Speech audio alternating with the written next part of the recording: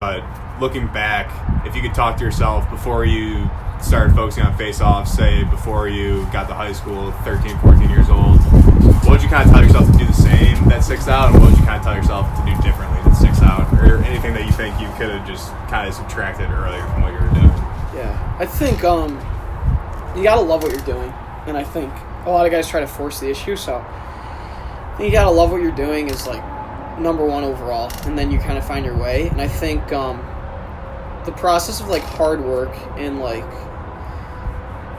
being like a good person and kind of just that work ethic, you might not, like 13-year-old self, I probably thought I was gonna be wrestling in college, but the mentality I took and like kind of just that process of working hard and everything, you might not end up on the path that you thought you would, but if you keep that process, you're going to end up on like a successful path. Whether success is relative to like you end up being a starter at like some whatever school you went to, or like you make a Final Four. Like success is all relative, and like I didn't even know what a FOGO was back then, but just taking that process of hard work, you're no matter what it is, you're gonna find success.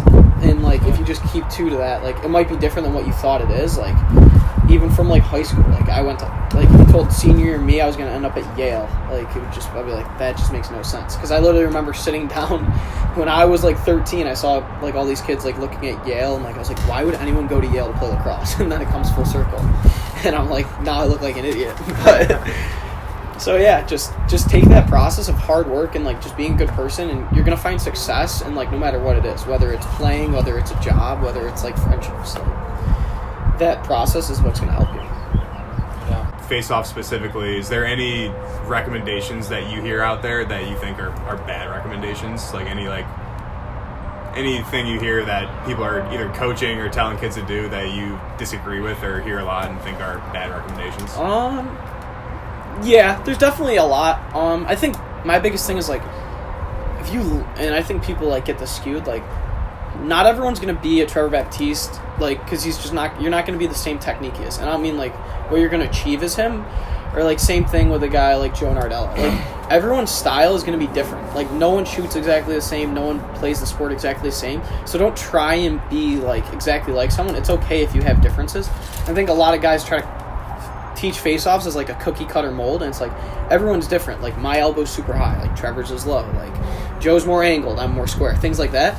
So I think it's like you got to find what's right for you, and like to teach everyone the same is just not what should happen. And it's like that's kind of what's so cool about it, is like you're basically trying to do the same thing, but there's so many different ways to do it. Yeah.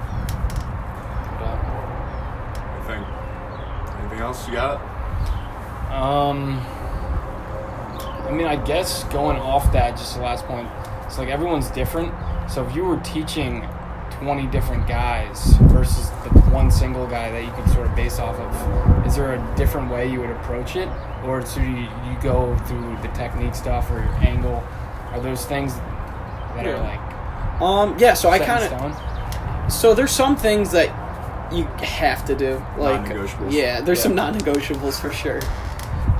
But yeah, so I'll pretty much show what I like to do, and then if I'm working with 20 kids, I'll go and I'll be like, all right, like this is what I do, but here's how you can do kind of a different variation of it, because like some kids don't like it, and then I'll show them something else and be like, oh, that works for me. Like some guys, when they rotate, they just sit there and like it works for them, but like I can't really do that. And I was like, I know other guys who do that are really good. Like prime example is like there's a lot of guys who pop it off their knee, and like a lot of people teach not to do that, but like it works for some guys. Like it doesn't work for me. I was like, all right, if you're gonna pop it from your knee, you can do that, but just try and do it like this. So like there's kind of like bits and pieces. You kind of tell them what they should do, and then some of it's like personal preference, and there are some non-negotiables for sure. Like I don't know, it's tough to think of any that come to head.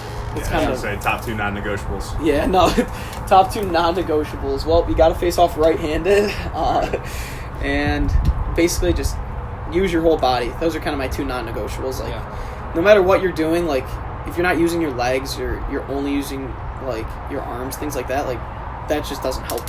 Like you can always use your legs and stuff like that. So those are kind of like my non-negotiables, and then kids can kind of work around those. You know what I mean?